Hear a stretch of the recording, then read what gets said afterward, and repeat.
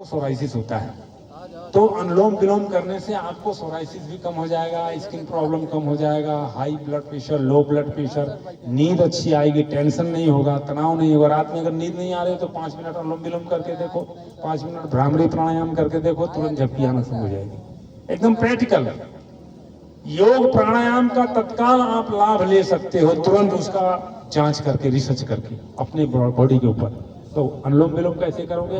बाएं हाथ से सांस खींचोगे, दाएं से छोड़ दोगे, फिर वापस इसी रूट से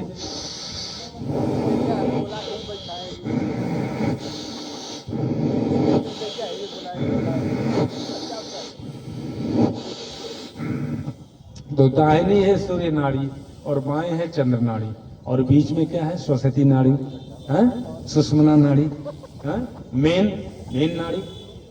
तो दोनों नाड़ी जो है इस मेन नाड़ी को बैलेंस करती, स्पाइनल का एनर्जी उसको बैलेंस करती। एक बार ठंडी हवा, एक बार गर्म हवा जब उसमें घर्षण होता है तो आपका पूरा नर्वस सिस्टम बैलेंस हो जाता है।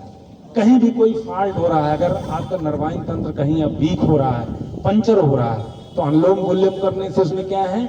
ऑक्सीजन की मात्रा ज्यादा से ज्यादा रिलीज होती है। और ऑक्सीजन, देखो कैंसर होने के 2 कारण हैं।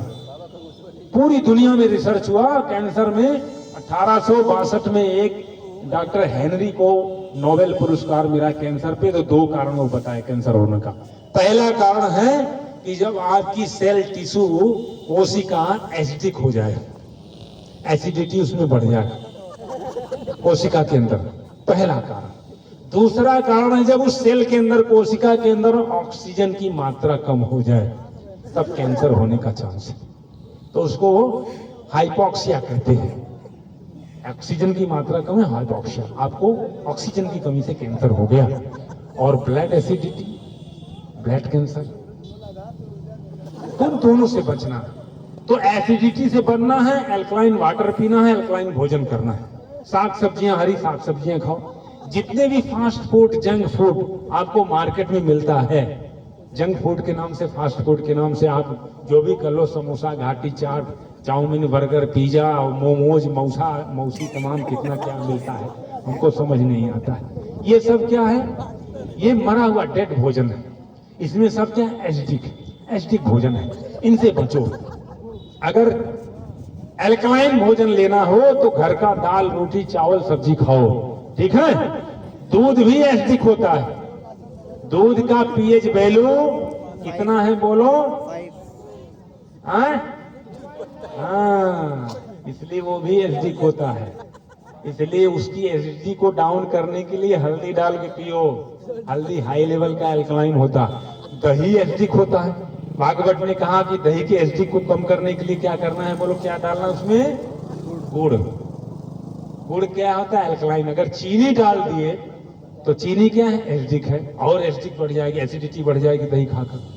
सावधानी हटी दुर्घटना घटी। तो भागवत ने कहा एक चीज और डाल लेना, कच्ची प्याज काट के बारीक बारीक। दही में प्याज और गुड़ डाल के खाओगे, उसमें सौंठ डाल के खाओ ठंडी के दिन में, सौंठ का चूर्ण, जिनको वात रोग है, कफ रोग है, ठीक है? दालचीनी का पाउडर डाल के दही में खाओ, हाई लेवल एल्कलाइन है। सबसे ज्यादा जड़ी बूटियों में एल्कलाइन क्या है? क्षारीय चीज क्या है बोलो? अर्जुन की छाल, अर्जुन की छाल और दालचीनी और गुड़ का काढ़ा। इन ठंडियों भर जिनको हाई ब्लड प्रेशर, मोटापा, फैट, वात रोग है, उनमें सौंठ का पाउडर डाल के इसका काढ़ा सुबह शाम पिला दो। चैलेंज देके मैं जा रहा हूँ, 3 महीना ठंडी में पिला दो, कोई मेडिसिन खाने की जरूरत नहीं। ब्लड सीरम पतला हो जाएगा। जितने एलोपैथिक मेडिसिन है ब्लड सीरम को पतला करती है, ब्लड सीरम गाढ़ा हो जाता है, एसिडिटी बढ़ जाती है, बीपी बढ़ जाती है, जोड़ों में दर्द बढ़ जाता है। इतनी सस्ती दवा भागवत ने बताया और उसका फॉलो करो आप। काढ़ा पियो सर्दियों में डेली, उसमें अदरक डालो, दालचीनी डालो, तेजपत्ता डालो, तुलसी का पत्ता डालो, काली मिर्च डालो, अजवाइन डालो, हैं? ये सब डालो, लौंग डालो, ये सब का काढ़ा गुड़ डाल के पकाओ और 1 कप काढ़ा डेली पियो, कम से कम 250 ग्राम, इससे कम ना पियो। और तब देखो आपका ब्लड सीरम एकदम पतला। और ठंडी में घी मत खाओ, और खाना हो तो मेरे जैसे दंड बैठक लगाओ हनुमान जी की तरह। तो रोज 50 ग्राम में घी पीता हूँ, फिर भी देखो कहीं फैट है पेट में। बॉडी में 100 साल ऐसे रहूंगा स्ट्रांग। 50 ग्राम घी डेली पीता हूँ, और यहाँ डॉक्टर कहते घी मत पियो। तो ठंडियों में घी मत पियो, ठंडियों में नेचुरल ऑयल खाओ, सरसों का तेल, मूंगफली का तेल, तिल का तेल। तेल सब तिल से बना है। तेल में सबसे हाई एल्कलाइन कौन सा है बोलो? तिल। तिल में सबसे ज्यादा क्षार पाया जाता है, सबसे ज्यादा प्रोटीन पाया जाता है। दूसरा है मूंगफली का, फिर बादाम का, अखरोट का, ये सब महंगे तेल है। फिर सरसों का तेल। तो ठंडियों में इन तेलों का प्रयोग करो।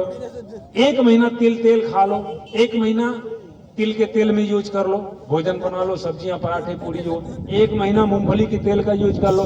ठंडियों में सर्दियों में क्यों तिल का लड्डू खिलाया जाता है? ये हमारा आयुर्वेद है। तिल, बादाम, मूंगफली, गुड़ में पाक बना के लड्डू बनाओ और 3 महीना खाओ।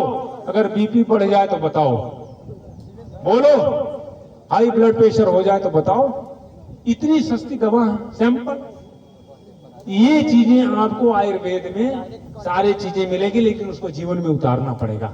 और हरी साग सब्जियां, पालक है, मेथी है, बथुआ है, पत्ता गोभी है, ब्रोकली है, ग्रीन, कैंसर रोधी तत्व पाया जाता है ब्रोकली में, ग्रीन गोभी में। ये सब चीजों का आप लोग प्रयोग करो। आलू उबाल के छिलका हटा के खाओ, बिना छिलके वाला आलू मत खाओ, तब तो उसका एल्कलाइन पॉइंट आपको मिलेगा, क्षारीयता मिलेगी। तो ये सारी चीजें आपको ध्यान देना है खान पान में। चलो अनुलोम विलोम थोड़ा फास्ट कर लो, 1 मिनट, फिर बंद करते हैं। अब समापन पे हैं आप।